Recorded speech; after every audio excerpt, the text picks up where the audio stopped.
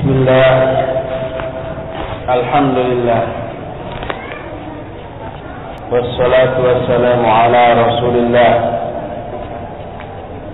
Muhammad ibn Abdillah wa ala alihi wa ashabihi wa mawala wa man tabi'ahu bi ihsanin ila yaumil qiyamah wa ba'd. Ikhwati fillah, terutama ibu-ibu,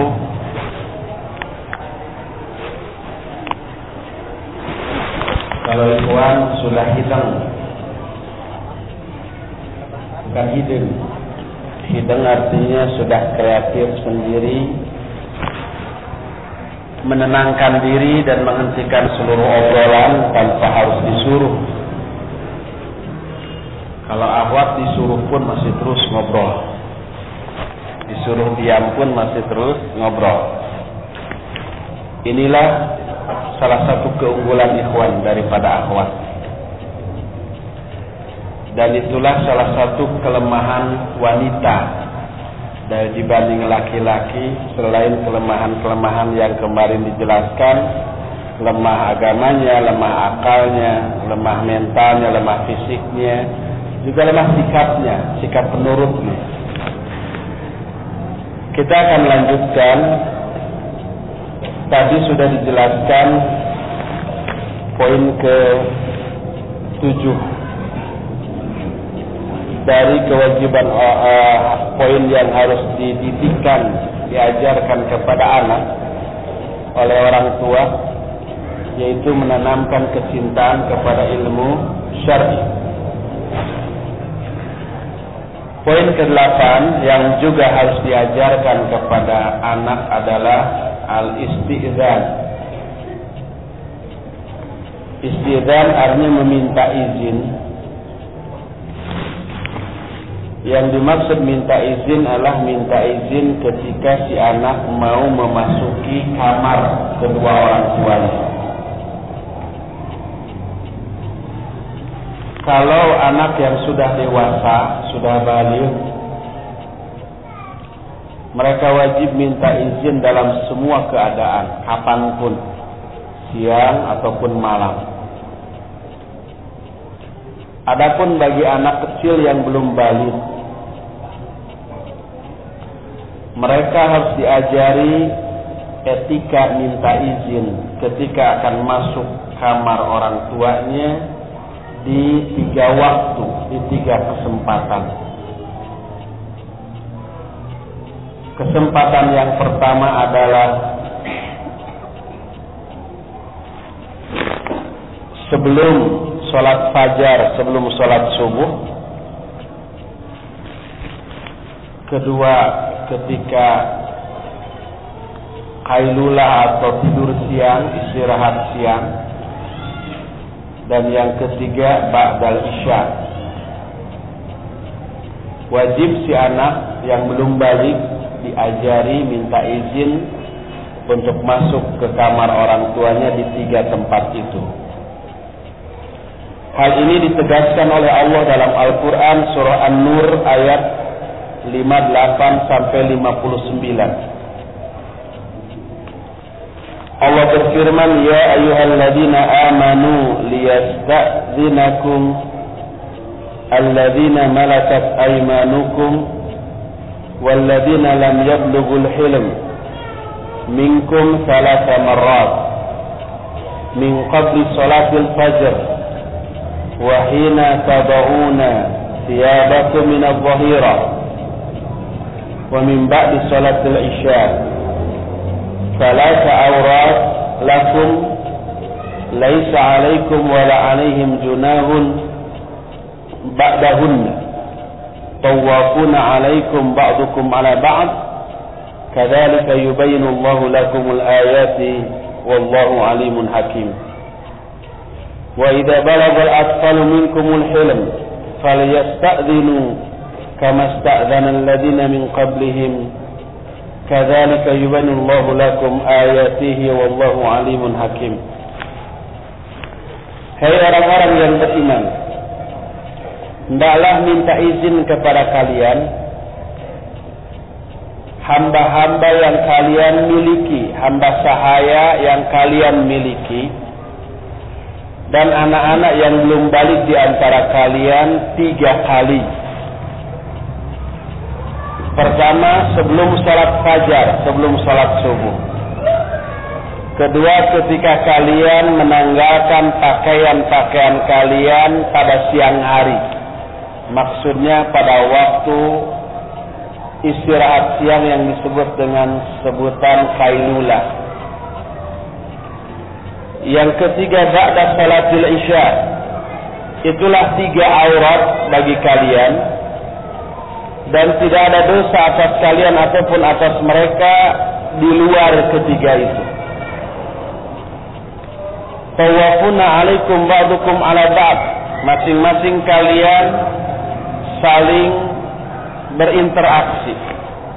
Itulah, demikianlah Allah menjelaskan bagi kalian ayat-ayatnya, dan Allah Maha mengetahui dan Maha hakim.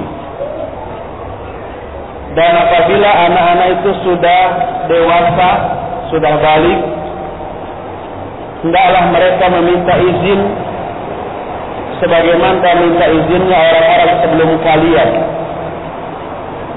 Demikianlah Allah menjelaskan ayat-ayatnya kepada kalian, dan Allah Maha mengetahui dan Maha bijaksana. Surah An-Nur ayat 58 dan 59 ini mengajarkan wajib bagi kita mengajarkan anak-anak yang belum balik, juga pembantu-pembantu atau hamba sahaya kita, kalau mau masuk kamar wajib minta izin di 3 waktu, karena 3 waktu itu adalah waktu-waktu ketika orang tua membuka aurat. Sebelum subuh mereka mungkin masih tidur, dan besar kemungkinan tidurnya dengan tidak menutup seluruh aurat. Terlebih umpamanya pada waktu cuaca panas, jangankan di Saudi sana, di Jakarta, di Bandung pun malam-malam orang mau tidur itu jarang yang memakai pakaian apalagi selimut, kecuali kalau ketika musim dingin seperti musim hujan sekarang, atau di rumahnya ber-AC ya mungkin.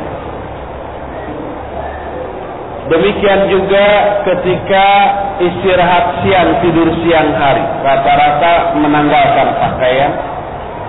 Demikian juga ba'da isya ke atas. 3 waktu itu, 3 waktu terbukanya aurat. Dan anak yang belum balik tidak boleh masuk ke kamar orang tuanya kecuali dengan izin, dengan assalamualaikum, atau mengatakan boleh saya masuk. Lalu orang tuanya memakai pakaian dulu, lalu mengatakan boleh masuk.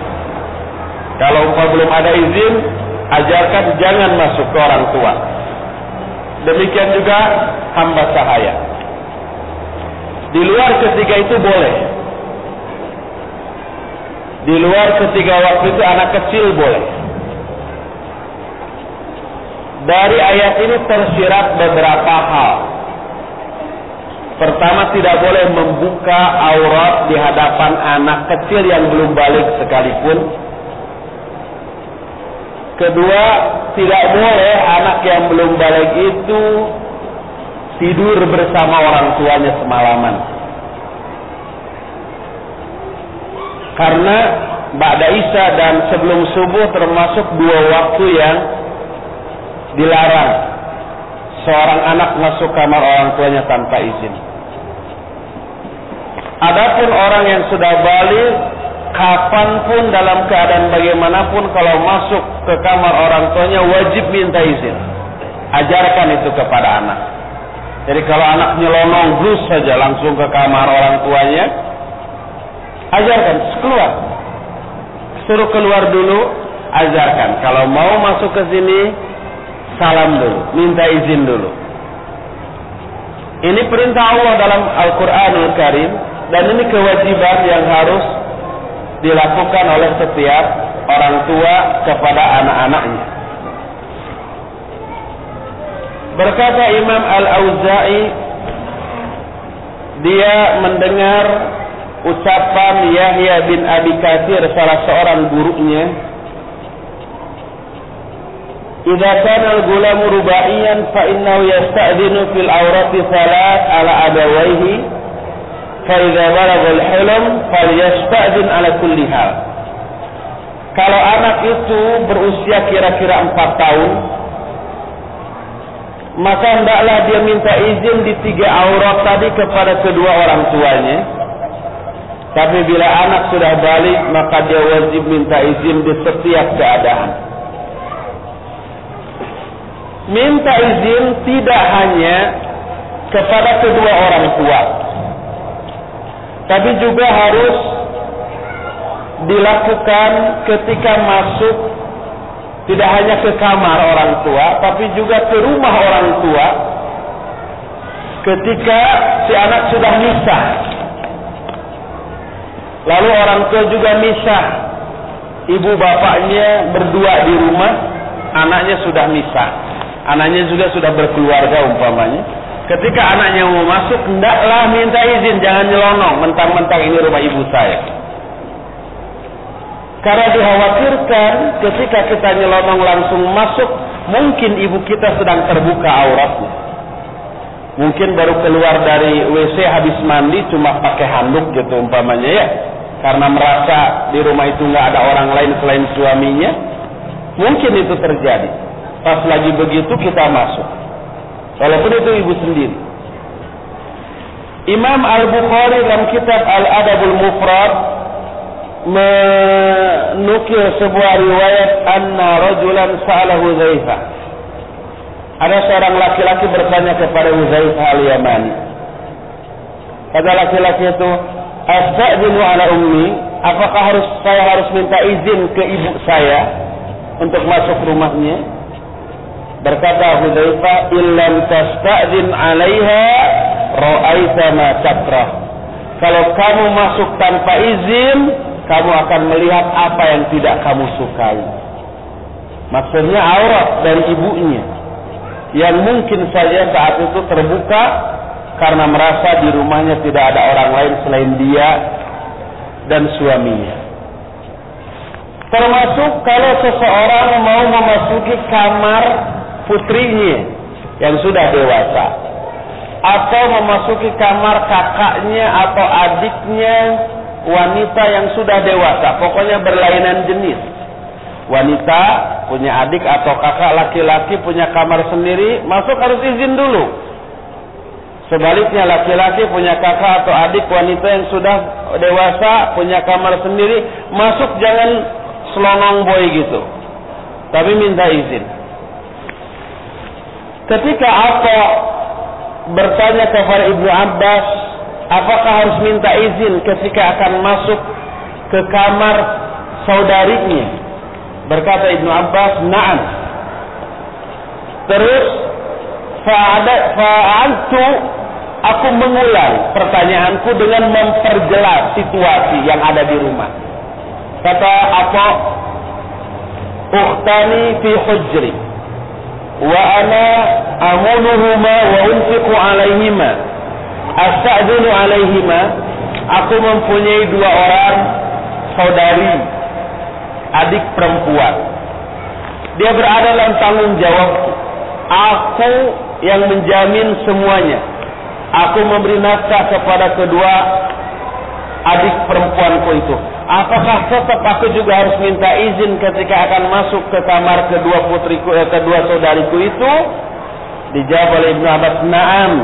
Atuhibbu antarahuma iryanataini?" Apakah kamu suka kalau kamu masuk kedua saudarimu itu dalam keadaan telanjang? Jadi mungkin saja pas kita masuk, pas saudari kita ini sedang ganti baju umpamanya, pas baru buka baju yang mau diganti, sebelum memakai baju baru yang akan dipakainya, terbuka auratnya, pas kita masuk, bisa terdengar jeritan keras nanti. Oleh karena itu, wajib bagi setiap orang ketika akan masuk ke kamar lawan jenisnya atau juga ke kamar sesama jenis tapi saudaranya, kakaknya, adiknya yang sudah dewasa memiliki kamar yang terpisah, wajib minta izin sebelum langsung masuk. Dan ini harus diajarkan kepada anak-anak kita agar ke anak-anak kita adabnya selaras dengan apa yang dijelaskan oleh Allah dalam Al-Quran Al-Karim. Inilah poin yang ke-8 yang harus diajarkan kepada anak-anak, yaitu minta izin. Kalau anaknya belum balik, minta izin di 3 waktu tadi. Kalau sudah balik, minta izin dalam setiap keadaan dan setiap waktu. 9. Ajarkan juga kejujuran kepada anak. Kejujuran sebuah sifat terpuji yang luar biasa dahsyat pengaruh baiknya. Oleh karena itu Allah memerintahkan kita untuk menjadi bagian dari kelompok orang-orang yang jujur. Allah berfirman dalam surah At-Taubah ayat 119, "Ya ayyuhalladzina amanu taqullaha wa kunu ma'as shadiqin." Hai orang-orang yang beriman, bertakwalah kamu kepada Allah dan jadilah kamu bersama orang-orang yang jujur. Tidak hanya memerintahkan, Allah juga memberikan jaminan orang yang jujur baik laki ataupun perempuan diberikan pahala dan ampunan yang besar. Lihat Al-Quran surah Al-Ahzab ayat 35. Allah menyatakan was-sadiqina was-sadiqat.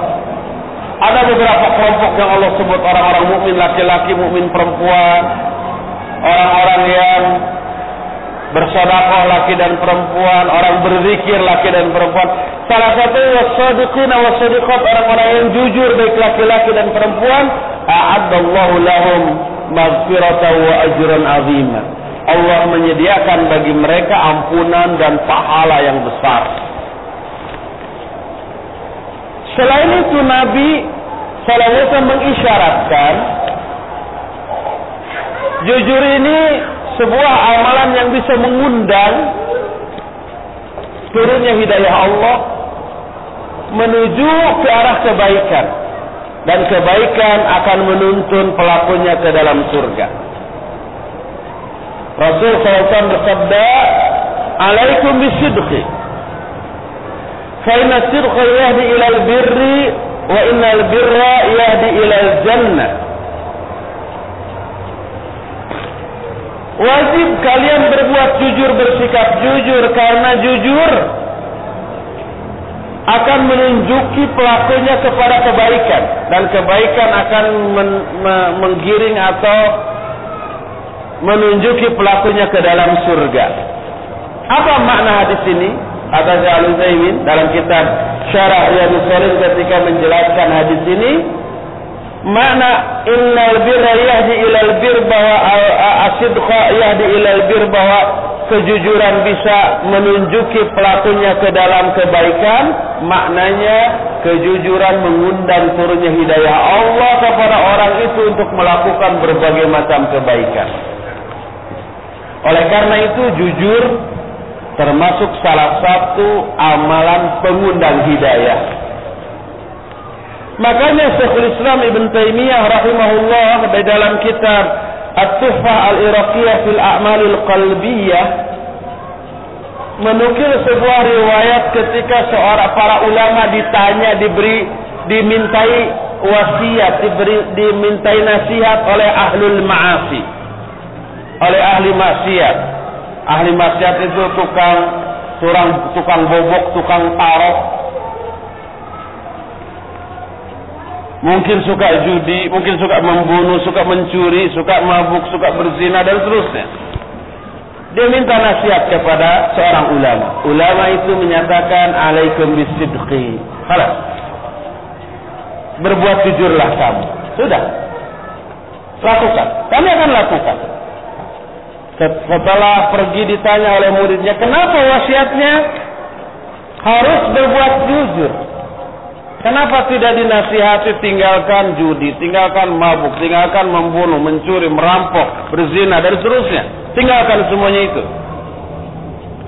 Kenapa tidak begitu wasiatnya? Kenapa jujur yang ditetapkan? Ulama ini menjawab, mereka tanpa diberitahu pun tahu, sudah tahu bahwa semua perbuatan itu harus ditinggalkan. Yang dibutuhkan bukan itu, tapi tidak mampu mereka meninggalkan perbuatan itu. Adapun ketika kami menjelaskan harus berbuat jujur, maka Nabi SAW bersabda, kejujuran bisa menunjukkan pelakunya ke dalam kebaikan. Jadi mengundang hidayah. Turunnya hidayah menyebabkan dia akan mampu mengendalikan dirinya dari kemaksiatan yang selama ini dilakukannya. Oleh karena itu,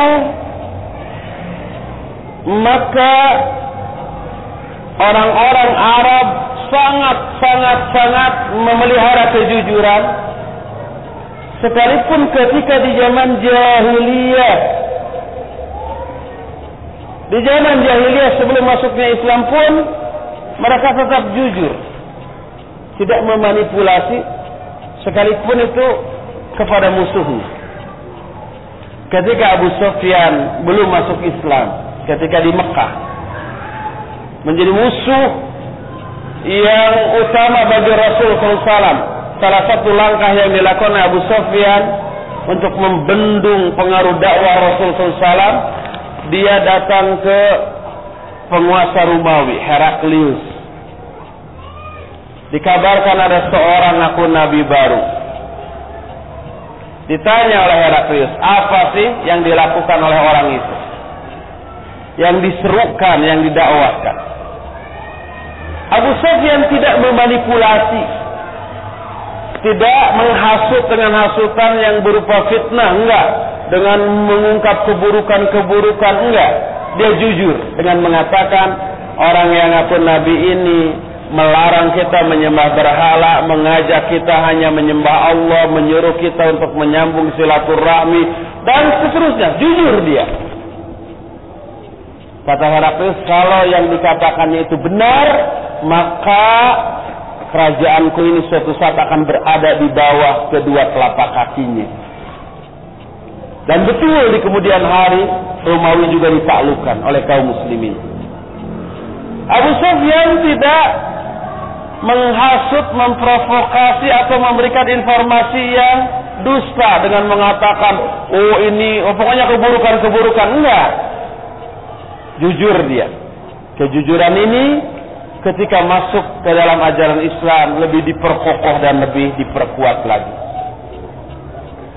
Oleh karena itulah, maka tanamkan kejujuran kepada anak, karena kejujuran merupakan modal dasar untuk memperoleh hidayah dari Allah Subhanahu wa ta'ala.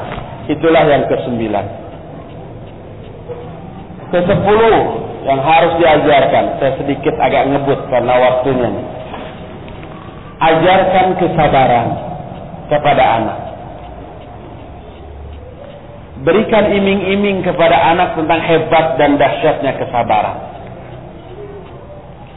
Allah jelaskan dalam Al-Baqarah 153, wasta'inu bis-sabri was-shalah. Mintalah pertolongan kepada Allah dengan sabar dan salat. Surah Az-Zumar ayat 10, innama yuwaffas sabiruna ajrahum bighairi hisab. Hanyalah orang-orang sabar itu diberikan pahala tanpa batas. Artinya amat sangat banyak sekali. Ali bin Husain Zainal Abidin, buyut Rasul sallallahu alaihi wasallam, menukil sebuah riwayat. Idza jama'a Allahu al-awwalina wal akhirin yunadi munadin, aina as-sabirun liyadkhulul jannata qabla al-hisab. Apabila Allah mengumpulkan seluruh makhluk dari awal sampai akhir, ada yang menyeru di akhirat nanti, Mana orang-orang yang sabar? Hendaklah mereka masuk surga sebelum dihisab. Qal fayaqumu unukum minan nas fatalaqqahumul malaikah fayaqulun ila aina ya bani adam? Fayaqulun ila al-jannah. Fayaquluna qabla al-hisab qalu na'am. Qalu man antum? Qalu nahnu as-sabirun. Tiba-tiba berdiri sekelompok manusia lalu berangkat menuju surga. Dihadanglah mereka oleh para malaikat. Mau kemana kalian wahai anak-anak Adam?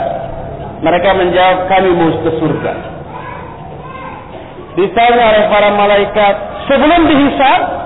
Mereka menjawab, iya. Ditanya, siapa kalian? Mereka menjawab, kami orang-orang yang sabar. Wa makana sabrukum, bagaimana bukti kesabaran kamu? Mereka menjawab, sabarna ala ta'atillah wa sabarna an maksiatillah hatta tawaffana Allah. Kami sabar dalam mentaati Allah, kami pun sabar dalam menjauhi kemaksiatan kepada Allah. Sabar dalam ketaatan kepada Allah artinya istiqamah di atas ketaatan. Tidak tergoda oleh apapun dalam melaksanakan ketaatan itu. Tidak luntur kena hujan, tidak lekang kena panas. Teumbut karinduan segedad keanginan. Teluntur ku ibun telah ku panas. Tecuet kanu hideung teponteng kanu koneng. Telancak lincik luncat mulang udar tina tali gadang. Nah itu istiqomah namanya. Sabar di atas ketaatan. Sabar juga dalam menjauhi kemaksiatan. Sampai Allah mewafatkan kami. Berkatalah para malaikat, antum kama qultum udkhulul jannata fa ni'ma ajrul amilin. Ya, kalau begitu kalian benar seperti yang kalian katakan, masuklah sekarang kalian ke surga, itulah sebaik-baik ganjaran bagi orang-orang yang beramal. Kata Imam Ibnu Katsir ketika menukil riwayat ini, wa yashhadu li hadza qauluhu ta'ala innama yuwaffas sabiruna ajrahum bighairi hisab. Ini dikuatkan oleh ayat yang menyatakan orang-orang yang sabar akan diberikan pahala tanpa hisab. Dan inilah yang membuat karakter seorang mukmin dalam pandangan Rasul SAW amat mempesonakan. Kalau mau tebar persona, jadilah orang yang sabar. Bukan bermuka dua seperti yang ditanyakan dalam pertanyaan tadi. Itu tebar persona. Tebar persona itu jadilah orang yang sabar. Dengan sendirinya orang terpesona. Nabi juga terpesona.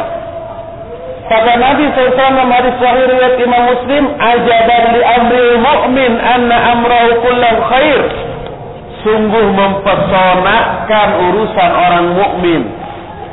Karena semua urusannya baik, walaysa dzalika li ahadin illa lil mu'min, dan ini tidaklah layak dimiliki oleh seorang pun kecuali oleh orang mukmin.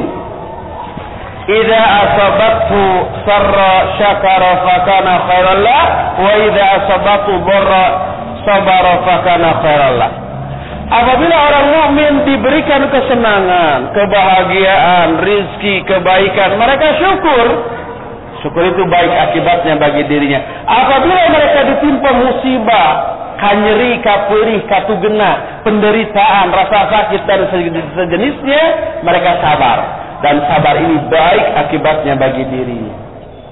Jadi semua yang teralami oleh seorang mukmin berakibat baik bila diberikan kesenangan. Syukur bila diberikan musibah, sabar. Ini tebar pesona. Jadilah orang yang bersyukur ketika memperoleh nikmat, dan jadilah orang yang sabar ketika memperoleh musibah. Itu karakter yang mempesonakan. Nabi menyatakan ajaban li amril mu'min, sungguh mempesonakan, menakjubkan urusan orang-orang mukmin. Tanamkan ini kepada anak.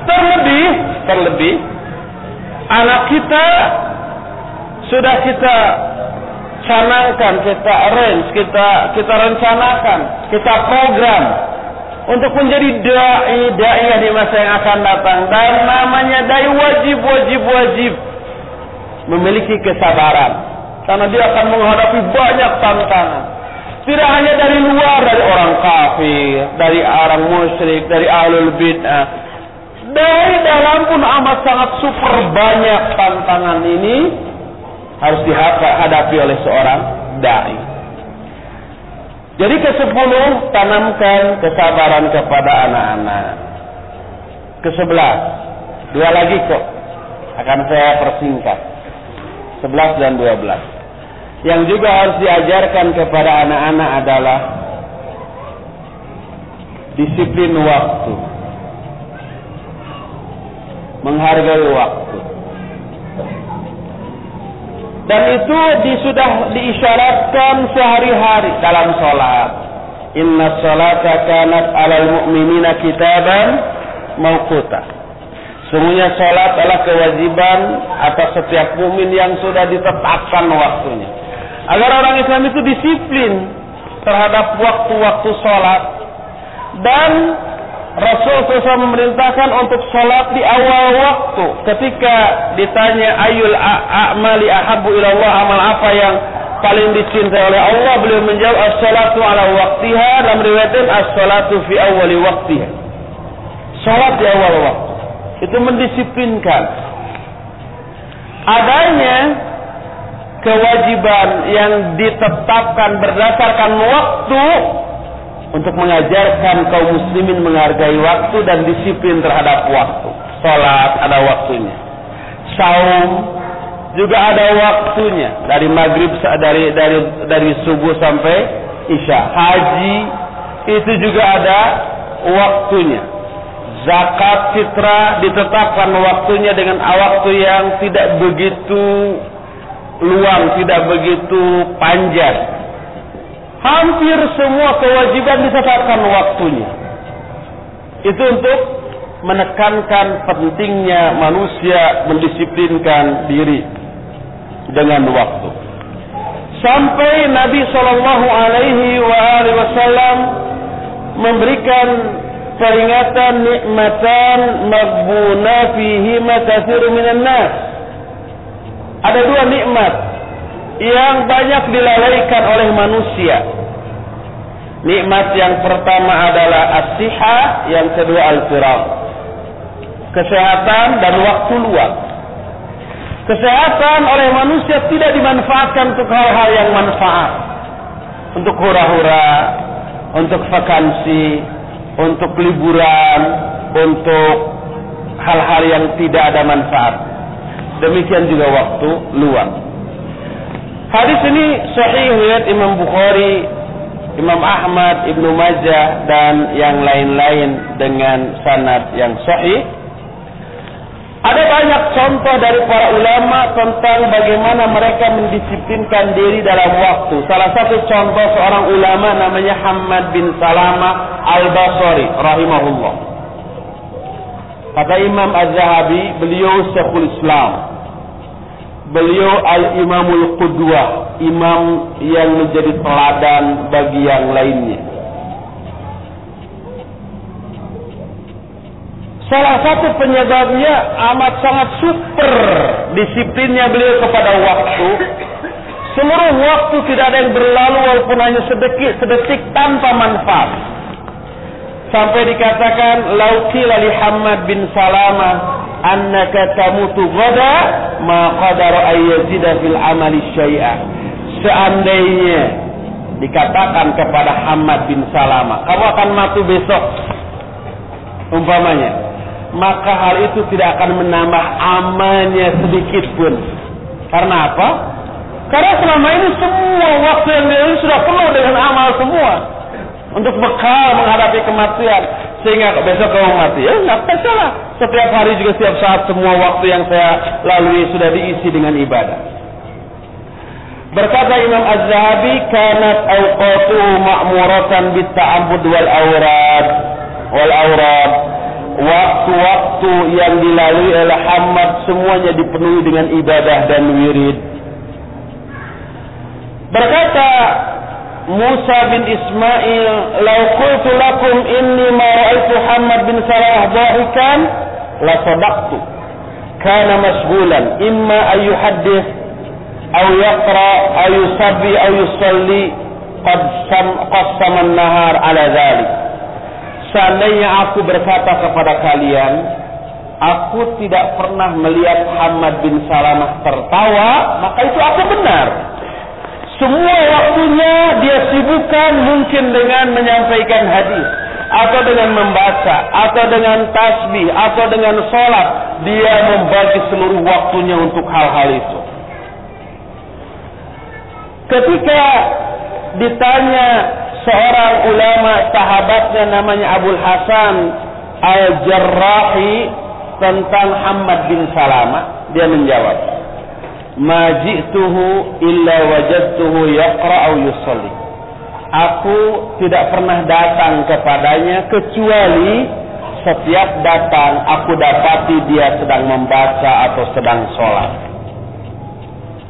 Berkata Abu Bakar bin Ziyad An-Naisaburi, dia katakan, "Ma ra'aitu rajulan a'bada minhu." Aku tidak pernah melihat ada seorang yang lebih giat ibadahnya daripada dia, daripada Muhammad bin Salamah rahimahullahu ta'ala. Inilah poin yang ke-11, yaitu apa?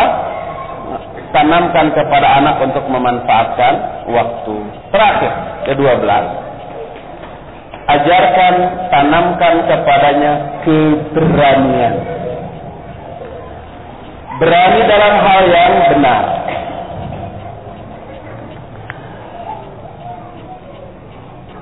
Allah berfirman dalam Al-Quran, "Innallaha ashtara minal mu'minina anfusahum wa amwalahum bi anna lahumul jannah yuqatiluna fi sabilillah fayaqtuluna wa yuqtalun."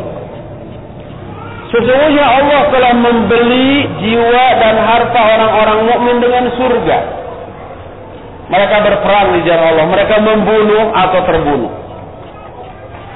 Ini jihad yang diwajibkan atas kaum muslimin dalam kondisi tertentu. Dan untuk bisa jihad dan mau jihad dibutuhkan keberanian. Sampai hadis riwayat Imam Bukhari dan Imam Muslim menyatakan, "Wa'lamu anna jannata tahta zilalis suyuf." Ingatlah, ketahuilah bahwa surga itu berada di bawah kilatan pedang.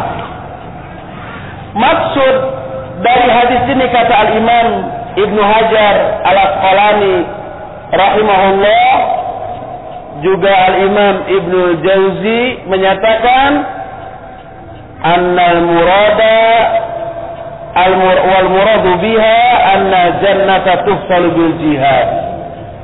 Maksud hadis itu adalah bahwa surga itu hanya bisa diperoleh dengan jihad. Oleh karena itulah maka para wanita sahabiyah zaman dahulu, mereka amat sangat menanamkan keberanian ini kepada anak-anaknya. Setelah anak-anaknya dewasa dikirim ke medan perang, meninggal. Sampai ada seorang sahabiyah setelah semua anaknya meninggal di medan perang, dia menangis. Ditanya, "Kenapa kamu menangis? Apakah merasa sedih dengan kematian anak-anakmu?" Dia menjawab, "Bukan. Aku sedih karena tidak lagi memiliki anak untuk dikirim ke medan jihad." Nangisnya itu kecewa karena nggak ada lagi, stoknya habis untuk jihad. Bukan menangis karena apanya?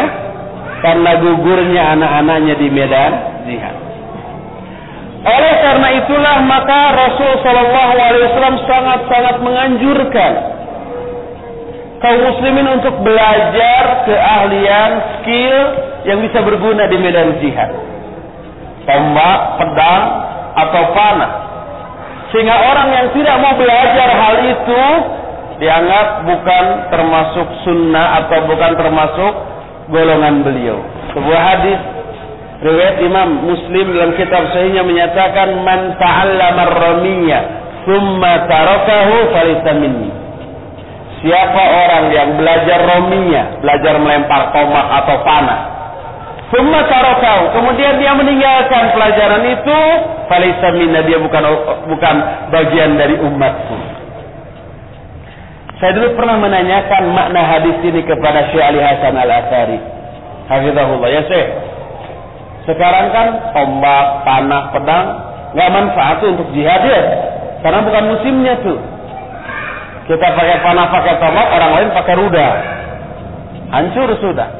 Satu orang di sana, 1000 orang di sini, tapi 1000 orang dipakai tombak, satu orang pakai rudal, tetap bisa menang yang satu ya, asal jarak jauh gitu. Kalau jarak 10 meter dijamin menang kita, kejar aja terus. Nah, tapi skill dasar dari semua prajurit yaitu bela diri umpama, itu tetap wajib dimiliki. Walaupun pakai bom, walaupun pakai senapan mesin umpamanya, tapi ada kalanya perang itu berupa tawurannya. Kalau sudah jarak dekat, ya sudah, kemampuan bela diri keluar di sana. Boleh nggak, mungkin nggak kita maknai, kita pahami man ta'allama ar-ramiyah itu siapa orang yang mempelajari bela diri, kemudian dia meninggalkan itu, dia bukan umatku. Kata beliau, ya bisa.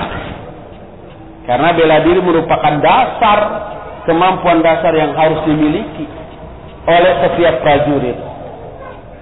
Oleh karena itu, untuk menanamkan keberanian ini, dorong anak-anak untuk belajar bela diri. Apa saja, selama tidak sesat, selama tidak memiliki apa yang disebut dengan slogan tanpa disentuh, lawan jatuh. Polisi bisa tanpa disentuh lawan jatuh, tembak dor, jatuh. Tapi kalau itu juralit, bohong itu. Apa yang disebut dengan tenaga dalam seperti itu, penipuan itu, bohong.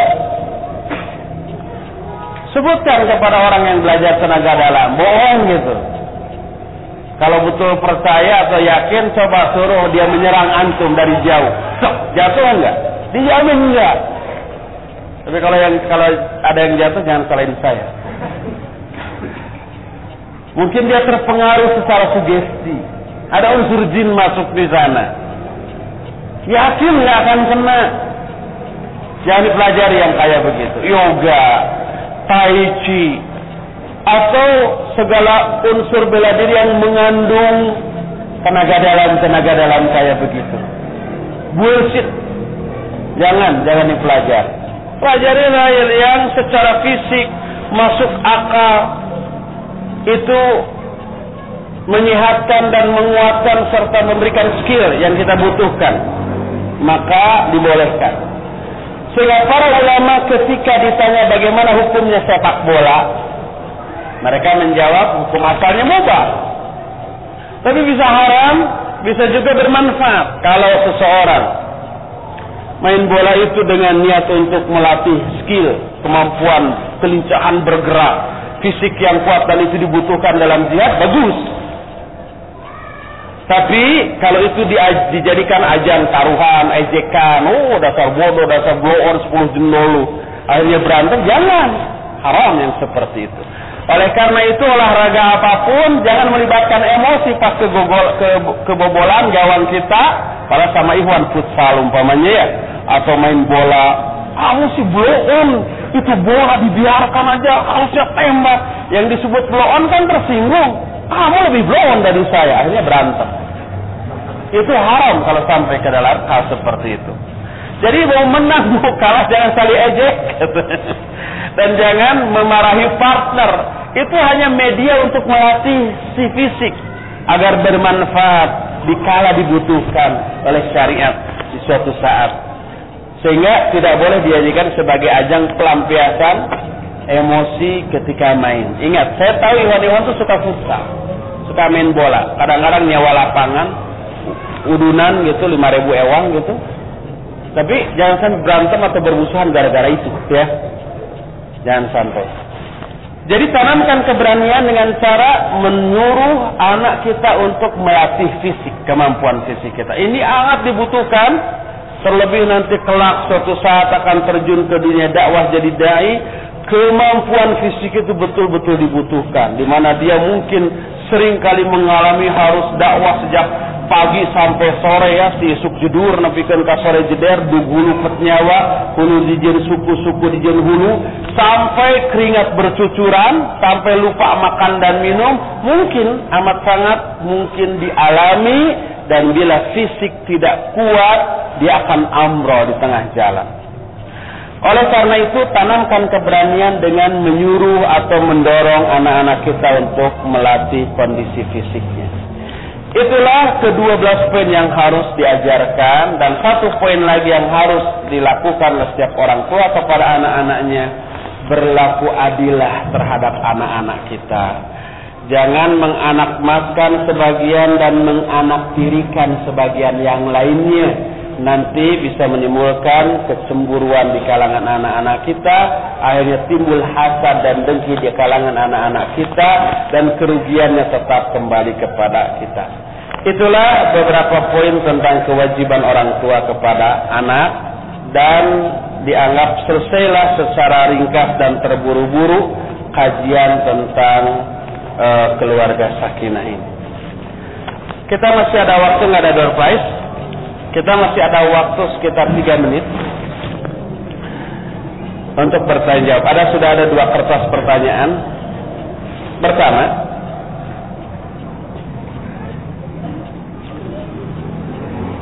kita wajib membenci apa yang dibenci Allah, termasuk orang kafir. Bagaimana dengan orang laki-laki yang menikahi wanita Yahudi atau Nasrani yang notabene kafir? Ya.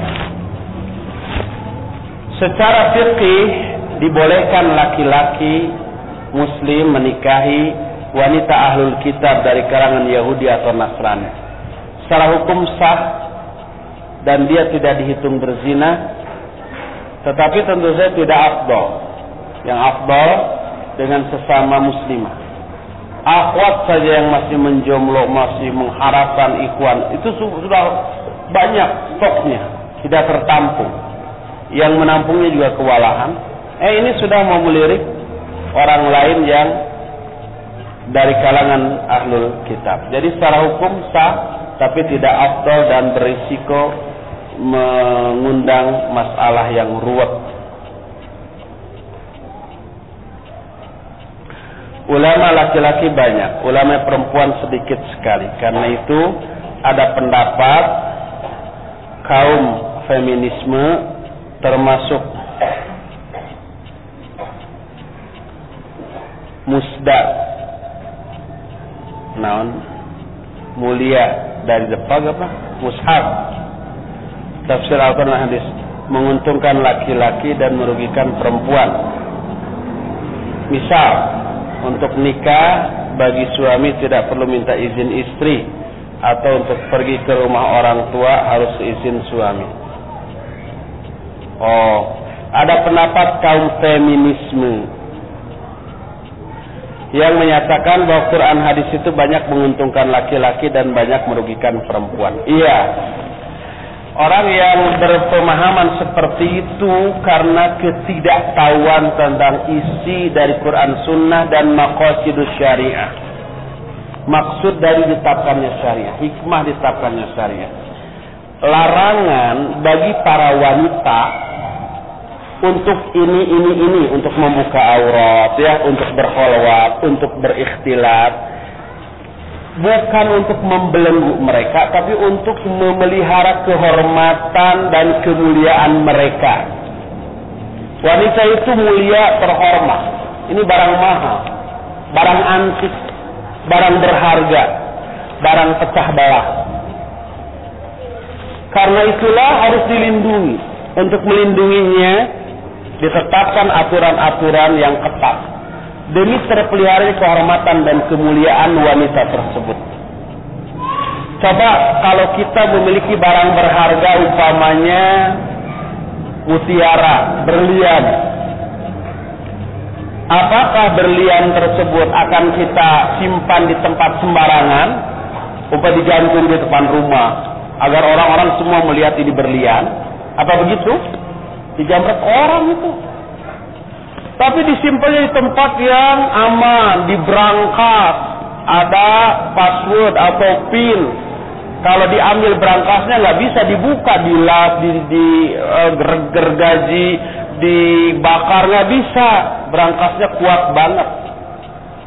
Apakah orang yang seperti kita katakan kepada dia, oh itu nggak benar memperlakukan berlian seperti itu, harusnya berlian tuh udah aja digantung di depan rumah. Apa begitu? Enggak. Karena saking mahalnya, disimpannya juga di tempat yang tersembunyi. Coba sekarang umpamanya ya, ada makanan, satu warung terbuka, makan itu dibuka semuanya di hadapan di pinggir jalan, di atas meja. Satu lagi disimpan di etalase pakai kaca, ditutup, ada tulisan dilarang menyentuh. Menyentuh berarti membeli. Mana yang lebih mahal harganya? Yang di etalase. Mana yang lebih banyak dilirik dan dibeli? Yang di etalase. Kalau yang dibuka, diobral di pinggir jalan, dikerubuti lalat, ada debu-debu di sana, ada bakteri-bakteri di sana, itu murah meriah. Diraba oleh semua orang yang mau beli. Ini berapa? Sekian. Berapa? Nggak jadi. Sudah puluhan tangan itu meraba makanan itu murah meriah. Lama-lama basi, nggak laku, diobral juga nggak laku, akhirnya dibuang. Itu makanan yang murah meriah itu diobral seperti itu. Dimanapun sesuatu yang berharga dilindungi secara ketat. Nah, wanita dalam pandangan Islam itu begitu berharga. Tanpa mereka kita tidak akan mungkin memiliki turunan yang akan bermanfaat dunia akhirat bagi kita. Saking berharganya, saking terhormatnya, saking mulianya, wanita perlu dilindungi. Untuk melindunginya, diterapkan aturan-aturan yang ketat bagi wanita tersebut. Harus menutup aurat untuk menjaga kemuliaannya. Laki-laki dilarang menatap, bukan karena menghinakan wanita, tapi menjaga kemuliaan wanita tersebut. Kemudian tidak boleh berkhulwat, tidak boleh berikhtilat, berdua-dua dengan laki-laki, bercampur baur dengan laki-laki gitu. Itu untuk menjaga kemuliaan dan kehormatan wanita, bukan mengobral. Dan ini amat sangat super masuk akal. Oleh karena itu, orang yang menyatakan bahwa Al-Quran dan hadis ini aturannya lebih menguntungkan laki-laki daripada perempuan, orang itu orang yang tidak paham terhadap nilai sebuah kehormatan dan kemuliaan. Orang itu orang yang lebih menginginkan kebusukan, kerendahan, dan kehinaan. Oleh karena itulah, ucapan orang seperti itu tidak perlu digubris, tapi kita jelaskan, kita luruskan. Mendidik anak dengan olahraga apa? Ada tuntunannya dalam kehidupan Rasulullah SAW. Iya, ada ya, latihan berkuda ya, latihan tombak, pedang kayak begitu, termasuk berenang. Latih anak kita untuk bisa berenang. Jangan sampai pas nyebur langsung terlep.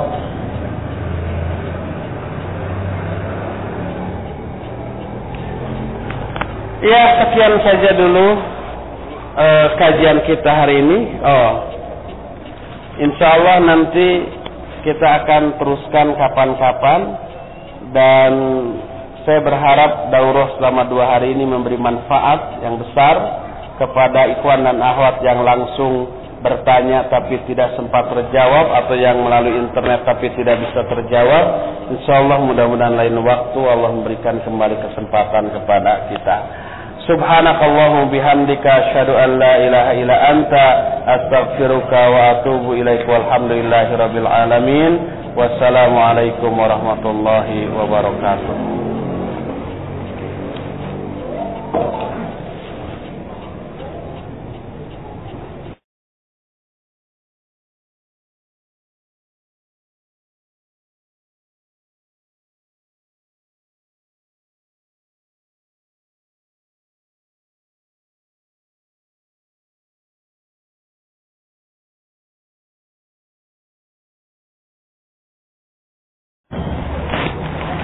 Sekarang tanya jawab. Nah, ini perbedaan. Kalau saya yang bertanya, siapa yang dapat jawab dapat hadiah. Tapi kalau saya yang ditanya, setiap kali saya jawab nggak dapat hadiah.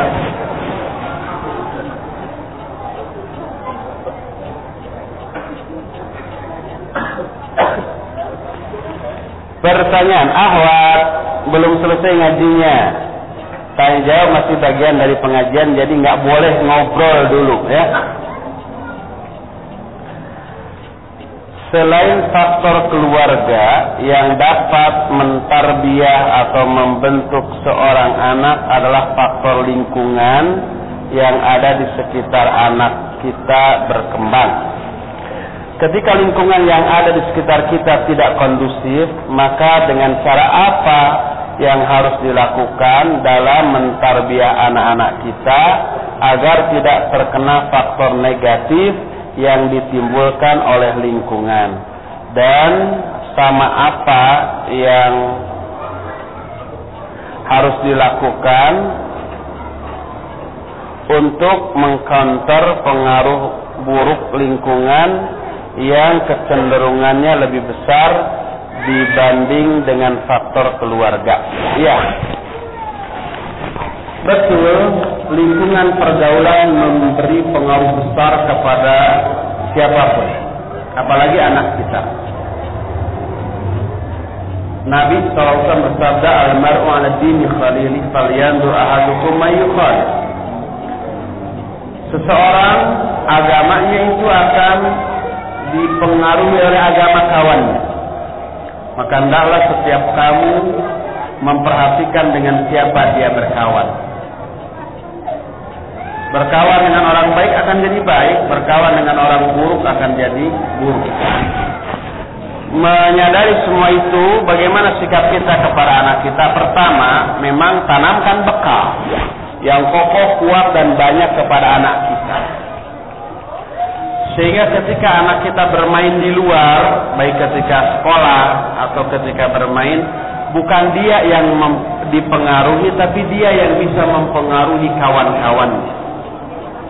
Ketika bermain-main, terdengar azan, anak kita bisa mengajak kawan-kawannya untuk ke masjid. Wah, udah azan, kita ke masjid dulu. Nanti setelah dari masjid, kita main lagi. Bukan sebaliknya. Anak kita yang terlalaikan tidak ke masjid oleh kawan-kawan. Ketika anak kita, umpamanya anak kita sekolah di TKA TPA dan pandai atau pintar, dia bermain dengan kawan, usahakan anak kita bisa mengajak kawan-kawannya juga untuk ngaji. Bukan sebaliknya, anak kita yang sudah ngaji jadi keluar terpengaruh oleh kawan-kawan. Ketiga, kalau kawan-kawannya ternyata memiliki karakter buruk yang kuat, dia tidak bisa terpengaruhi oleh kebaikan anak kita, maka nasihati anak kita untuk tidak bergaul dengan mereka. Cari kawan-kawan lainnya yang baik akhlaknya, yang bisa dipengaruhi dengan pengaruh baik oleh anak-anak kita. Bekalkan seperti itu. Bila perlu, ajak kawan-kawannya untuk bermain di halaman rumah kita agar terkontrol. Kita sajikan minuman, kita berikan kue-kue, anak-anak itu kan senang biasanya. Nah, dalam kondisi itu kita ikut terlibat. Ini siapa namanya, anak siapa, sambil bercanda, sambil bergurau gitu ya. Selipkan nasihat, kasih kisah-kisah para ulama. Lama-lama nanti banyak kawan-kawannya yang datang. Nggak apa-apa, kita beresiko menyediakan stok kue yang cukup banyak. Nggak apa-apa.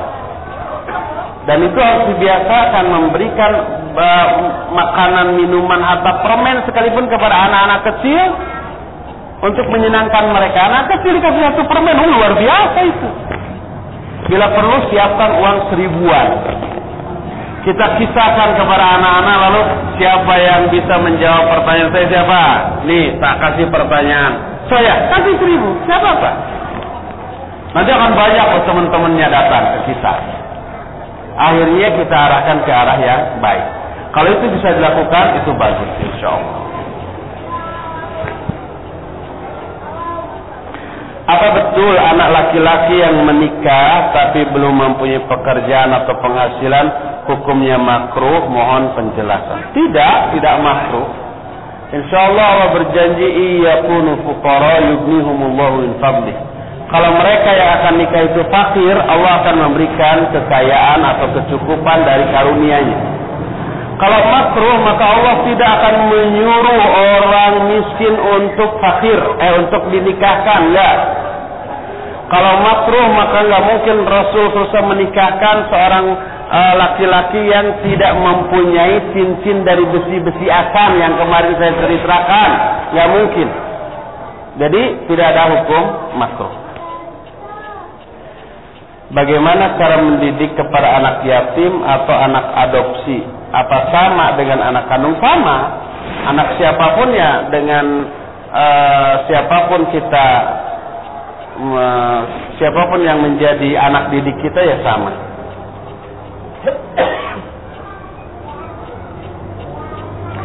Bolehkah sesuai syar'i mendidik anak istri dengan keras dan tegas karena dengan lemah lembut tidak mempan? Iya, apa yang diajarkan oleh Al-Quran secara bertahap sejak mulai kelemah lembutan sampai dengan cara keras yang dibolehkan oleh syariat, iya, seperti dalam An-Nisa 34, fa'iduhunna itu lemah lembut. Nasihati mereka, ajari mereka lemah lembut. Terus kalau enggak mempan, wahjuruhunna fil madaji, pisah tempat tidur. Kata Ibnu Abbas, la yukallimuha wa la yuhadithu, tidak diajak bicara, tidak diajak ngobrol, tidak disapa, dan itu lebih keras daripada sebelumnya. Kalau dengan itu tidak mempan, wadribuhunna, pukul mereka, itu lebih keras lagi. Tapi pukulannya tidak boleh ke wajah, tidak boleh menimbulkan luka dan bekas, dan tidak boleh disertai dengan menjelek-jelekan si istri. Ya, dengan kekerasan sebatas yang dibolehkan oleh syariat. Kata Nabi SAW, ajari anak sholat selama setelah 7 tahun. Kalau 10 tahun nggak sholat, pukul. Itu keras. Ya, sebatas keras yang dibolehkan oleh syariat, dibolehkan. Bila seorang istri selingkuh dengan pria lain, yang menangkap basah perbuatan itu orang lain, sebagai suami sesuai syar'i, bolehkah istri tersebut dihajar atau diceraikan? Dihajarnya hajar bahasa Arab atau bahasa Indonesia? Beda. Kalau bahasa Arab dihajar itu dimusuhi, diboikot, tidak ditanya, tidak disapa gitu, dibiarkan. Kalau dihajar bahasa Indonesia dipukul. Secara syar'i wanita itu ya boleh diceraikan. Dan wanita itu masuk wanita kalau yang dimaksud selingkuh itu sampai berzina, ya ceraikan. Dan untuk memberi efek jerak kepada dia, kalau aturan Islam kalau selingkuhnya dalam bentuk berzina ya dirajam. Tapi kalau di Indonesia kan nggak mungkin. Beri pelajaran lain yang membuat dia merasa jerak dengan perbuatannya. Kalau bisa dituntut secara pidana dengan laki-laki yang menzinahinya. Laporkan ke polisi dan mungkin sekarang ada pasalnya ya. Kemudian disidang, dihukum. Walaupun itu tidak menutup dosanya. Karena satu-satunya cara menghapus dosa dari berzina adalah dirajam.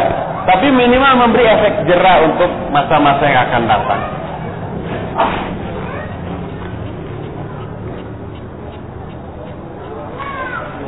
Terus terang, saya tidak dibesarkan oleh keluarga yang hanif dan tidak menegakkan nilai-nilai Islam.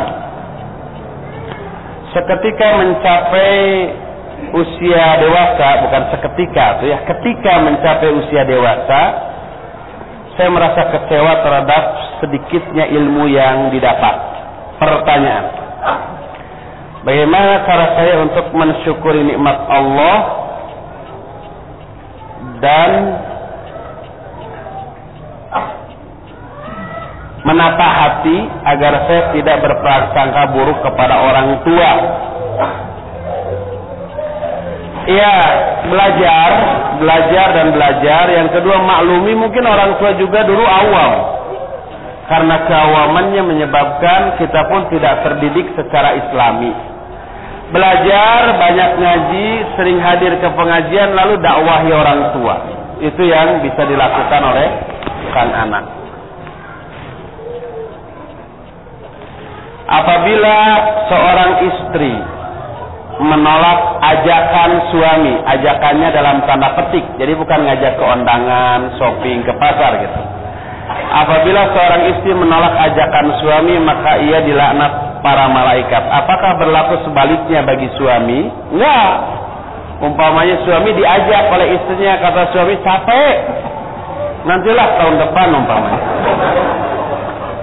Suami tidak akan dilaknat oleh para malaikat. Wah, licik atau enggak licik? Karena memang haknya seperti itu. Suami kan tanggung jawabnya lebih gede gitu, memiliki wewenang dan hak lebih besar.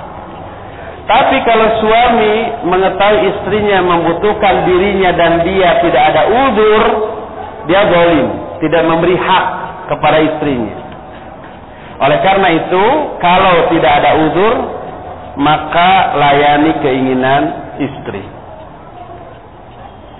Apakah semua bid'ah dikategorikan dosa besar? Iya, kullu bid'atin dolalah. Setiap bid'ah dolalah.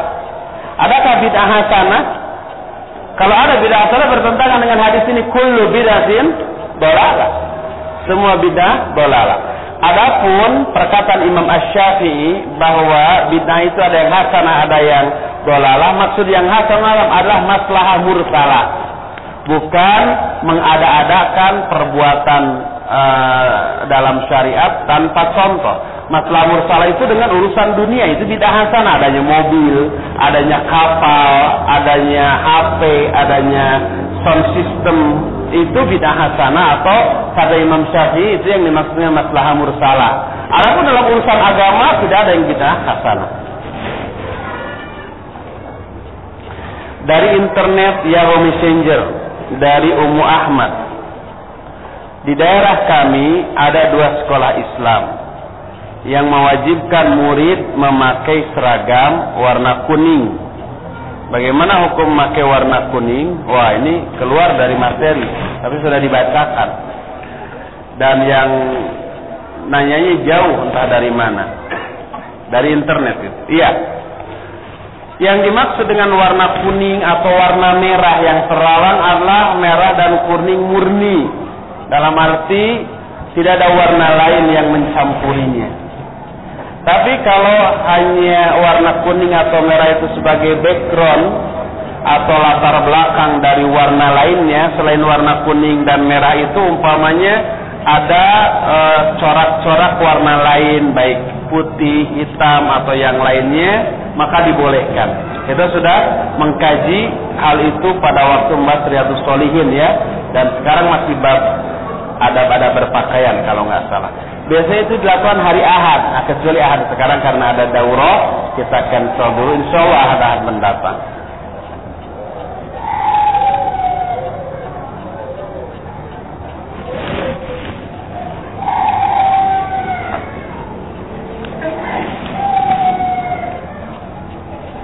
Masih dari internet. Bolehkah membiayai akikah orang tua? Loh, akikah ini. Setelah mengakikahi diri sendiri sebabkan orang tua dahulu mampu tetapi tidak mengetahui masalah akikah.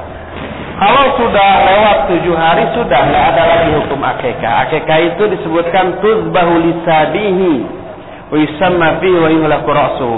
Akikah itu disembelih pada hari ke-7, lalu hari ke-7 itu juga diberi nama dan dicukur rambutnya hingga bersih. Kalau lewat itu sampai sekarang sudah nggak perlu. Bagaimana jika orang tua melarang untuk menuntut ilmu syar'i dikarenakan nilai akademik anak menurun? Apa yang harus anak lakukan? Ya, nilai akademiknya dinaikkan. Rajin belajar, kemudian rajin ngaji. Ketika ditanya oleh orang tua, kenapa kamu nilainya sekarang bagus? Sebab saya rajin ngaji, Mam. Kata ibu, oh kalau gitu sok ngaji lagi, nih uangnya. Bisa begitu nanti.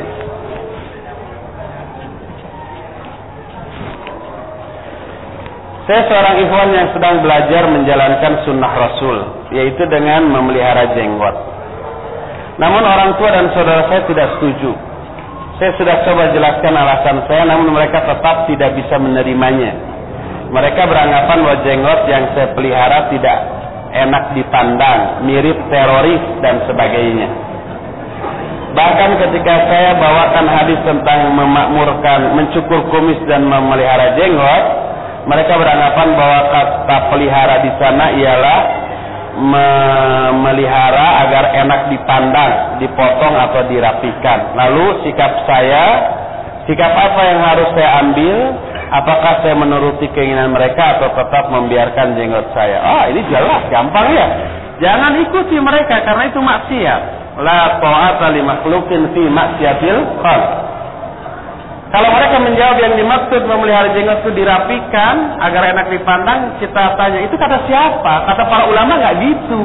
I'fa'ul lihyah, i'fa itu membiarkan apa adanya. Fahamilah hadis dengan pemahaman ahlinya, yaitu para ulama. Jangan diotak-atik dengan pikiran sendiri yang tidak paham agama.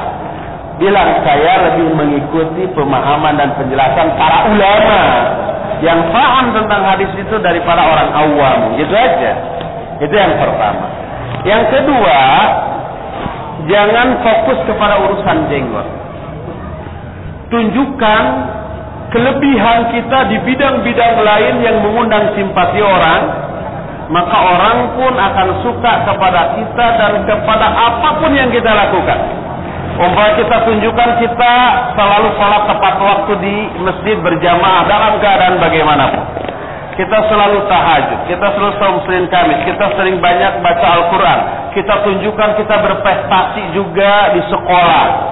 Terus kita bangun setiap jam 2 tahajud, beres tahajud sebelum subuh. Kita beres-beres di rumah, kita nyuci piring, kita ngepel. Begitu orang tua kita sudah bangun, sudah beres semua, air kopi panas sudah tersaji. Bapak, ibu, ini kopi masih panas, silakan. Sama ini bala-balanya saya baru bikin gitu. Ibu-ibunya pas mau nyuci, loh, kok sudah nggak ada? Sudah rapi, Bu, sudah dicuci oleh saya. Oh iya, ambil sapu. Oh, sudah bersih, sudah dipel, Bu, sama saya. Semua sudah dihandle. Senang nggak orang tua? Senang. Pasti orang tua, kok kamu jadi berubah begini? Kenapa? Saya kan ngaji, Bu. Ustaz saya mengajarkan begini. Oh gitu, suruh kamu adikku ngaji lagi. Bisa begitu nanti. Itu jenggot tuh berubah jadi indah ya. Bisa begitu nanti. Kemarin jelek, kok sekarang jadi indah begitu. Suruh bapak pelihara jenggot. Bisa begitu. Jadi biasanya sentimen mereka kepada kita, kepada amalan sunnah kita, karena ketidaksukaan mereka kepada kita di aspek-aspek lain. Kita rajin ngaji, tapi kedua di rumah nggak peduli terhadap pekerjaan di rumah tangganya. Kita rajin ngaji, tapi nilai kita jeblok di sekolah, nilai akademik kita. Kita rajin ngaji, tapi kepada tetangga jutek, tidak pernah menyapa. Kita rajin ngaji, tetapi umpamanya kita juga memiliki citra rekod yang buruk di mata masyarakat sekeliling kita. Akhirnya ngajinya yang disalahkan. Sehingga banyak ngaji itu dijadikan pelampiasan dari kebencian orang kepada kita. Kita nggak diterima, akhirnya lari ke ngaji. Akhirnya ngajinya disalahkan. Siapa ustaz yang ngajar? Ustaznya lagi disalahkan. Oleh karena itu ikhwan dan akhwat yang sering ngaji, imbangi dengan peningkatan ke arah yang lebih baik di bidang-bidang yang lainnya. Setelah ngaji harus jadi rajin di rumahnya, rajin bantu-bantu ibu di rumah, ikut masak di rumah, lebih perhatian ke adik, ke kakak, ke orang tua, lebih peduli kepada tetangga ketika ada ajakan untuk kerja bakti. Kita yang pertama kali keluar dengan segala macam peralatannya. Pokoknya dengan ngaji harus lebih baik segala-galanya. Insya Allah orang akan menjadi simpati kepada kita, simpati juga kepada semua yang kita lakukan, termasuk kepada jenggot kita. Seperti itu. Wallahu a'lam.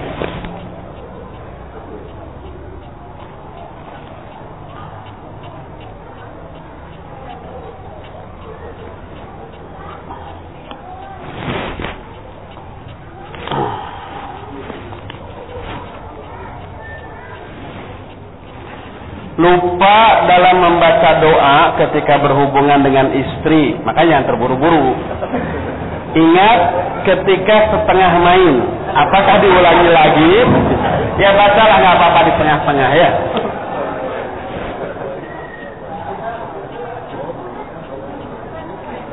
Makanya harus saling mengingatkan, baca doa dulu, bisikan ke istri juga begitu. Manakah yang lebih baik, memasukkan anak kecil ke pondok ataukah mengajar sendiri di rumah? Tergantung hasilnya. Mana yang lebih baik? Kalau lebih baik dididik sendiri, didik sendiri. Kalau umpamanya tidak memungkinkan mendidik sendiri, ya pondokkan, dipesantrenkan. Selain interaksi dengan teman-teman juga sesuatu yang dibutuhkan ya. Karena anak kita nanti akan menjadi anak yang akan terjun ke tengah masyarakat yang heterogen. Dia harus dulu terdidik di sebuah lingkungan yang kondisi kawan-kawannya, karakter kawan-kawannya heterogen juga. Sehingga nanti ketika harus terjun menjadi dai ke masyarakat sudah terbiasa. Terbiasa kelas, terbiasa ada hambatan, terbiasa ada celaan, terbiasa ada ini, ada itu. Pas di tengah masyarakat dia berdakwah dicela, dulu juga saya sering dicela, nggak aneh gitu aja. Seperti itu. Jadi interaksi dengan kawan-kawan juga termasuk sesuatu yang dibutuhkan oleh anak kita sebagai bekal untuk menerjunkan diri ke dunia dakwah di masa yang akan datang.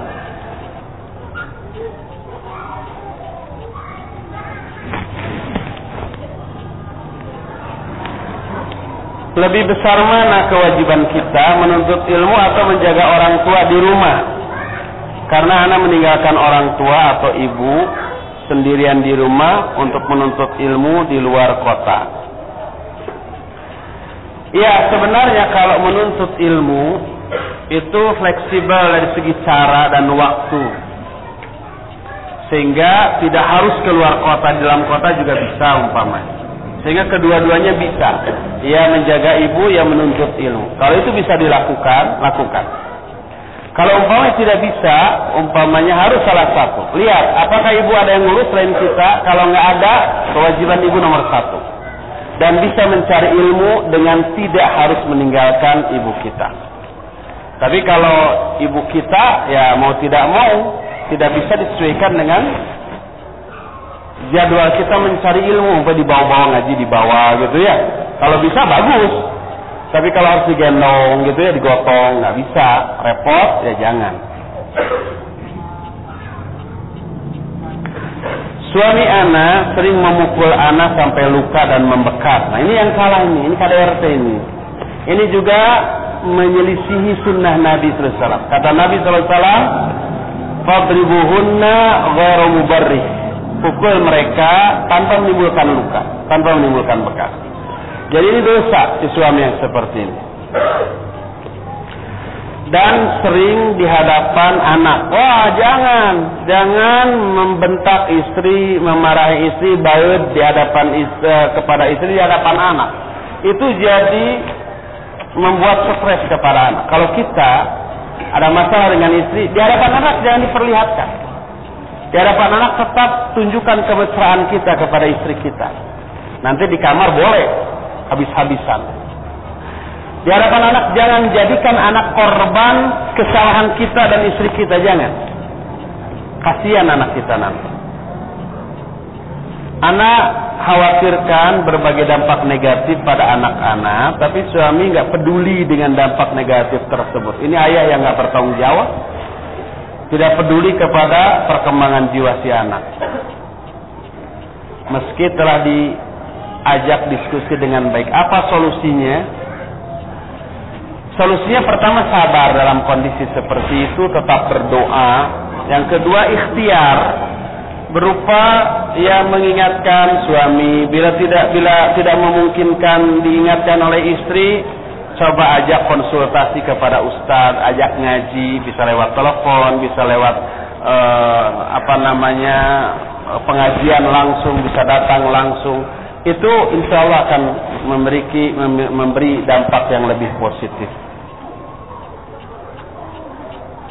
Anak seorang guru TK, terkadang mengajarkan ilmu syar'i kepada anak, sering bentrok dengan lingkungan keluarganya di rumah. Bagaimana antisipasinya? Umpamanya kita mengajarkan anak untuk tidak mendengarkan musik dan lagu gitu ya. Di rumahnya orang tuanya mendengarkan musik dan lagu gitu kan. Kita mengajarkan umpamanya anak kita untuk tidak menggambar makhluk hidup, tapi di rumahnya ada patung seperti itu mungkin ya. Apa yang harus kita lakukan? Ya, yang maksimal bisa kita lakukan memberitahu kepada anak tersebut tentang hal tersebut dan memberitahu kepada anak cara yang bijak mengingatkan kepada orang tua. Jangan sampai ini juga menimbulkan madarat. Sepulang ngaji dari kita, anak langsung memberontak kepada orang tuanya. TV kemudian dipecahkan, kemudian patung dihancurkan, ini berhala gitu ya. Kemudian datang bapak dan ibunya dasar setan. Bahaya. Ajari juga cara yang bijak. Minimal kita bentengi anak tersebut semampu yang kita bisa berikan, dan berikan bekal untuk berperilaku bijak kepada orang tuanya. Itu maksimal yang bisa kita lakukan.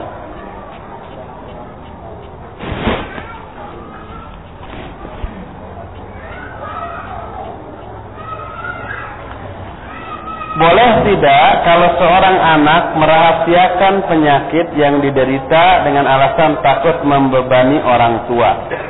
Nanti kalau penyakitnya tambah parah, setelah parah orang tua tahu dan sudah terlambat diobati, itu lebih memukul orang tua.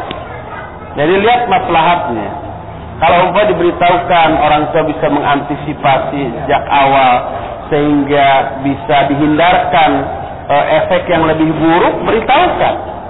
Walaupun itu berat, daripada dibiarkan nanti sudah parah, sudah terlambat diobati, orang tua lebih terpukul. Kenapa baru bilang sekarang kalau dulu masih bisa diselamatkan umpamanya? Jadi lebih maslahat memberitahukan daripada terlambat nanti. Apa hukumnya seorang ikhwan yang suka tebar pesona pada akhwat? Ini ikhwan yang sentil. Ikhwan tersebut seperti punya kepribadian ganda. Saat berkomunikasi dengan akhwat sangat hanif, tapi ketika komunikasi dengan wanita biasa, dia merusak hijab di antara keduanya. Jadi ketika di hadapan akhwat nunduk, kata-kata yang dipakainya juga mengutip ayat, mengutip hadis ya. Tapi ketika dengan perempuan biasa bergandengan tangan, berpelukan gitu ya. Ya itu bermuka dua namanya. Bukan kepribadian ganda, tapi bermuka dua. Ya kalau akhwat sudah tahu, nasihati si ikhwan itu. Ingat, sepandai-pandai orang menyembunyikan bangkai itu, bau busuknya itu akan kecium gitu. Sepandai-pandai antum menyembunyikan sifat asli antum yang suka urakan kepada perempuan lain tapi menjaga diri di hadapan akhwat, itu akan ketahuan juga gitu aja bilang. Jadi nasihati agar dia berubah, dan kalau tidak dinasihati, minimal yang bisa akhwat lakukan, jangan pilih dia sebagai pendamping hidup. Kalau dia ngelamar, nggak tahulah rahasianya, pura-pura gitu aja ya. Dari Safa Salsabila via internet, bagaimana sikap kita terhadap anggapan masyarakat bahwa wanita yang bercadar selalu diteriaki teroris ketika mereka bertemu baik di jalan atau di pasar? Bahkan wanita yang bercadar sering mendapatkan perlakuan yang kurang menyenangkan ketika berbelanja di supermarket yang selalu diawasi dan diikuti oleh penjaganya. Iya. Tidak hanya akhwat bercadar, ikhwan juga yang berjenggot, yang bergamis, yang ngapung celananya seperti itu. Pertama, kita harus sadari bahwa pengamalan sunnah mengandung resiko. Resikonya diasingkan, dan ini sudah menjadi sunnatullah. Rasul SAW bersabda, Innal Islama bada'a ghariban wa sayaudu ghariban kama bada'a fatuba lil ghuraba. Islam pada awalnya dianggap asing dan akan kembali dianggap asing seperti pada awalnya. Maka berbahagialah orang-orang yang terasing. Lalu kesananya ada beberapa riwayat yang berbeda. Orang terasing itulah alladzina yuslihuna ma afsadan nasu min sunnati. Orang-orang yang memperbaiki sunnah-sunnahku yang sudah dirusak oleh manusia. Dalam riwayat lain, alladzina yuhyuna ma amatan nasu min sunnati. Orang-orang yang menghidupkan kembali sunnahku yang sudah dimatikan oleh manusia. Itu akan dianggap asing lagi seperti pada zaman sekarang. Bahkan lebih dari itu berupa diberikan julukan-julukan yang memojokkan. Disebut, kalau dulu belum ada terorisme, dulu disebut radikal, disebut fanatik, disebut ekstremis, sekarang disebut teroris.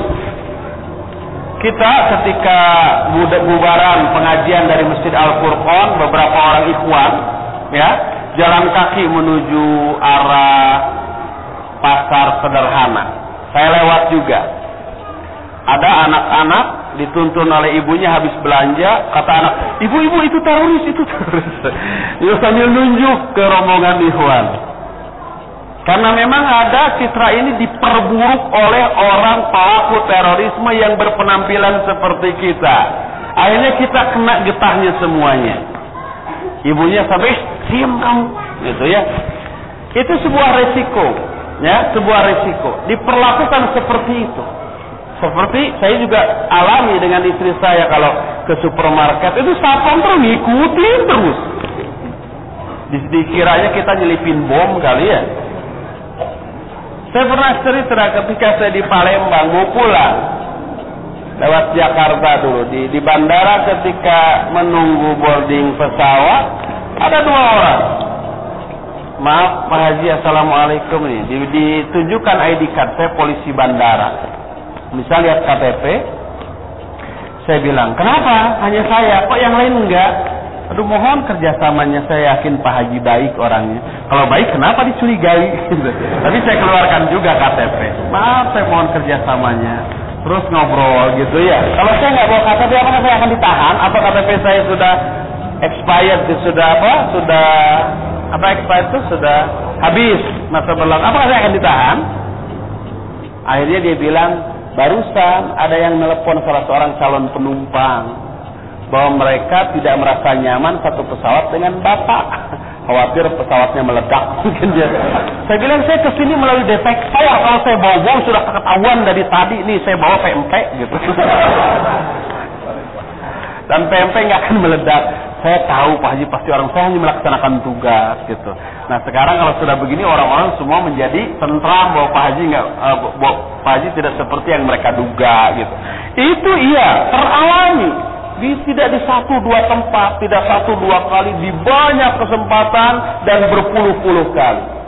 Itu di Indonesia loh. Apalagi kalau di luar negeri, di Eropa, di Jepang, itu sudah betul-betul kita menjadi pusat perhatian, menjadi selebritis mendadak, menjadi orang yang amat sangat diperhatikan. Itu sunnatullah. Kondisi seperti ini dari satu sisi harus disyukuri bahwa kita betul sesuai dengan sabda Nabi SAW, kita menjadi orang yang terasing. Di sana ada penderitaan, di sana ada kekhawatiran, di sana ada hal-hal yang tidak mengenakan. Itu yang membuat kita bernilai di mata Allah Subhanahu wa taala karena menderita akibat melaksanakan syariat Allah Subhanahu wa taala. Ingat, al-ajru ala qadril masyaqqah, bahwa pahala itu didasarkan pada kadar penderitaan yang kita alami akibat mengamalkan Quran dan Sunnah. Lebih menderita, lebih beresiko, lebih besar dosa yang gugur dan lebih besar pahala yang Allah akan berikan. Itu pertama. Jadi sabar, tegar, dan maklumilah kondisi seperti itu. Kedua, ingat, mereka yang memperlakukan kita seperti itu adalah orang awam. Keawaman mereka mendorong mereka untuk mencurigai kita, dan itu menguntungkan kita. Menguntungkannya dari segi Kita memperoleh pahala dari hal itu dan gugur dosa kita karena hal itu. Andai mereka tidak awam, kita tidak diasingkan, kita tidak akan memperoleh pahala dan tidak akan gugur dosa kita karena hal tersebut. Tapi karena mereka awam, itu menguntungkan kita dari sisi tadi, ya. Oleh karena itu mereka jangan didoakan keburukan atau kejelekan. Seringkali ikhwan atau akhwat, ya, ketika diejek, ketika awak liwat disebut ada ninja, gitu ya. Ada lagi, oh ayah bebegig ngalangkung, ada lagi yang seperti itu. Bebegig itu orang-orangan sawah, gitu ya. Di sawah itu ada dibuat orang-orangan untuk ngusir burung. Itu disebut dalam bahasa Sunda dengan sebutan bebegig, gitu ya. Nah, ada akhwat lewat, oh ayah bebegig, ada lagi, oh ayah kuntilanak, oh segala macam sebutan. Atau ikhwan begitu lewat pakai gamis, pakai jenggot, gitu ya, disebut teroris, disebut amrozi, disebut ini dan itu, disebut anak buah Nurdin M. Top dan seterusnya. Ingat, jangan yang pertama kali muncul, jangan perasaan benci, dendam kepada orang itu. Mereka awam, nggak tahu, sampai mendoakan, ya Allah robek bibirnya. Jangan. Nanti kalau kejadian, kasihan mereka. Doakan kebaikan, ya Allah bukakan hatinya. Rubahlah hatinya yang tadinya benci menjadi suka, yang tadinya menentang menjadi mendukung, yang tadinya awam menjadi orang yang peroleh hidayah dan petunjuk. Insya Allah itu lebih baik dan lebih makbul. Tuh berkurang satu penentang, bertambah satu pendukung nantinya, insya Allah. Doakan kebaikan bagi mereka. Jadi untuk akhi Sofa Salsabila, akhi akhwat ya, ukhti Sofa Salsabila, ini ikhwan apa akhwat? Kayaknya akhwat. Sabarlah, maklumilah dan berdoalah, insyaallah doa ketika itu makbul di sisi Allah Subhanahu wa taala. Ingat, dakwatul mazlum mustajabatun wa in kana fajira. Doa orang yang didolimi itu makbul walaupun dia orang yang banyak dosa.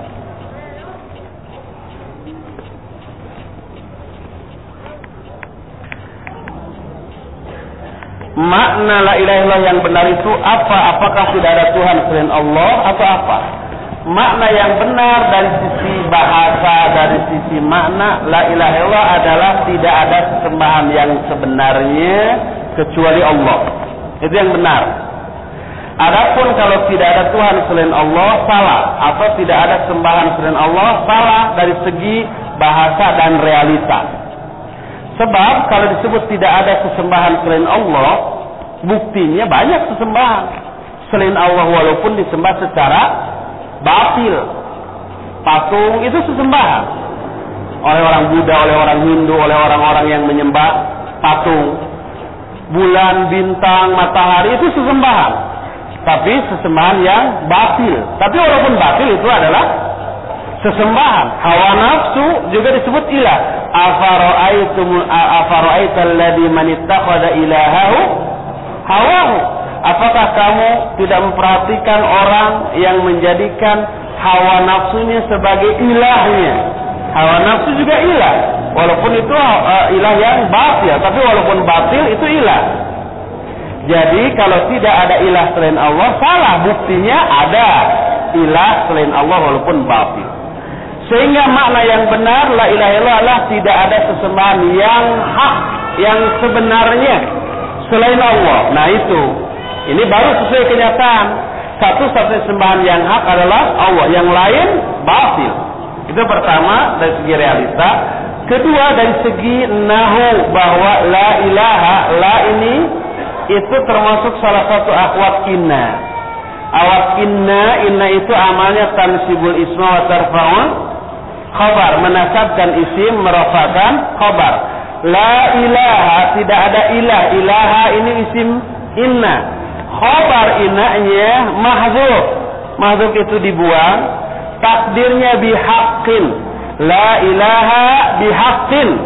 Tidak ada ilah bihaqqin yang sebenarnya illallah, kecuali Allah. Oleh karena itu makna yang benar la ilaha illallah adalah tidak ada sesembahan yang sebenarnya kecuali Allah Subhanahu wa taala. Hampir zuhur dan kita butuh waktu untuk wudu ya, untuk refreshing. Kita cukupkan dulu sampai di sini. Pertanyaan masih banyak, tapi materi juga belum selesai. Nanti insya Allah kita akan lanjutkan lagi ba'da zuhur jam 1 kira-kira ya, setelah sholat dan makan. Kita akan lanjutkan lagi kira-kira 1 jam kemudian. Subhanakallahumma bihamdik asyhadu an la ilaha illa anta astaghfiruka wa atubu ilaik. Walhamdulillahirabbil alamin. Wassalamualaikum warahmatullahi wabarakatuh.